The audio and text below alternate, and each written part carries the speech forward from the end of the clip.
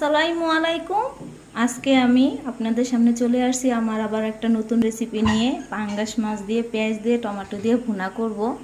চলুন তাহলে আমি কিভাবে ভুনাটা করব আপনাদেরকে প্রথমে শুরু করতেছি। এখন আমি হলুদ, লবণ, হালকা একটু মরিচের গুঁড়া দিয়ে মাছটা মাখাবো। মাখানোর পরে একটু মাছটা আমি ভেজে নেব। লবণ,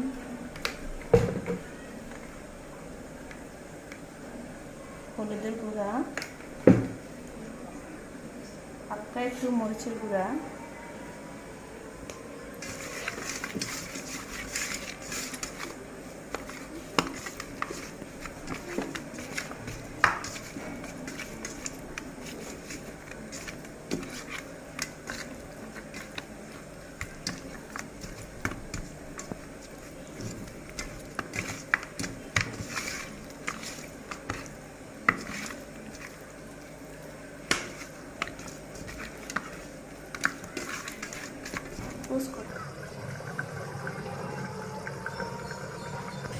আমার শাশুড়ি মার থেকে এটা শিখেছি।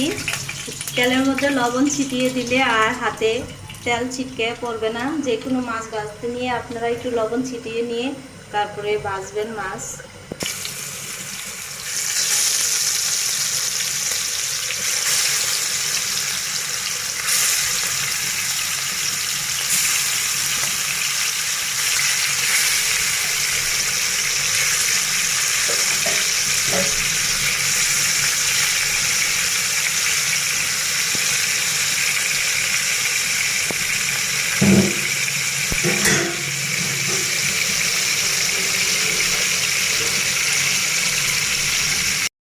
এখন আমার মাছটা ভাজা হয়ে গেছে, দেখেন। এখন আমি রান্নাটা শুরু করব।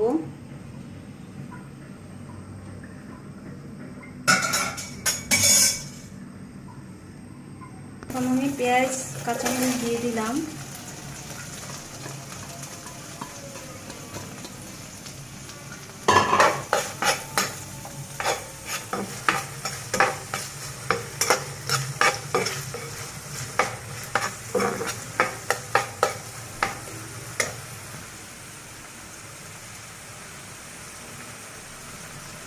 দিয়ে দিব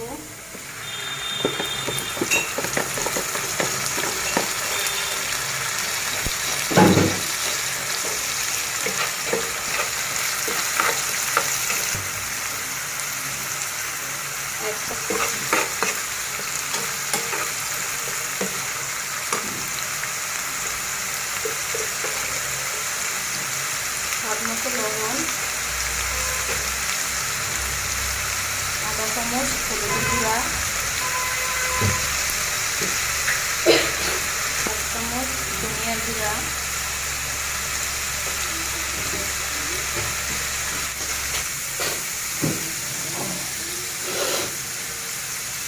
সামান্য পানি অ্যাড করে দিলাম।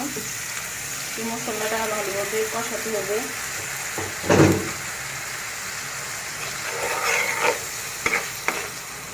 তারপরে টমেটোটা অ্যাড করলাম।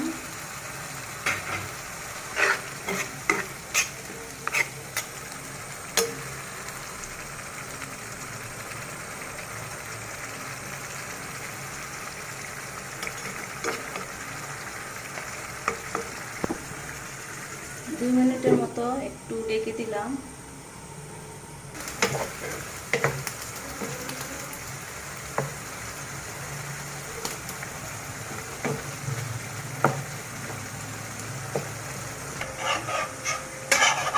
এখন আমি মাছটা দিয়ে দিলাম।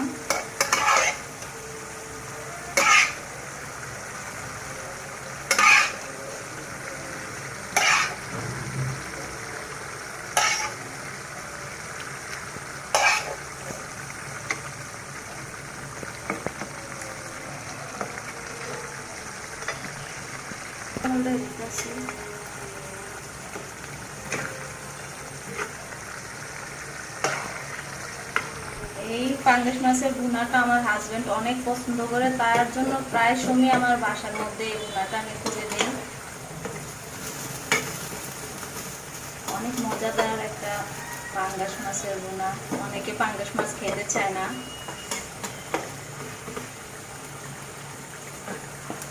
এখন আমি ধনিয়া পাতাটা অ্যাড করে দিলাম।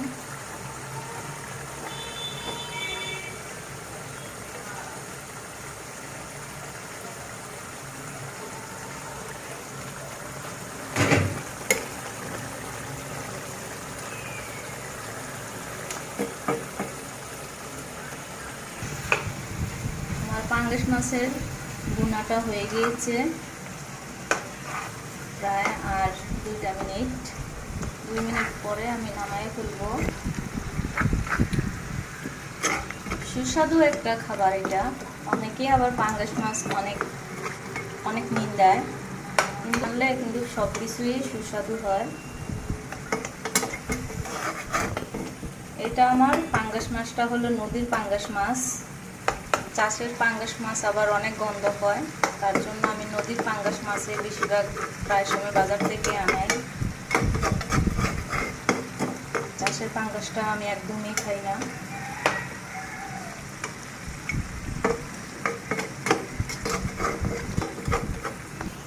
হয়ে গেল আমার পাঙ্গাস মাছের রেসিপিটা আজকের, অনেক সুস্বাদু।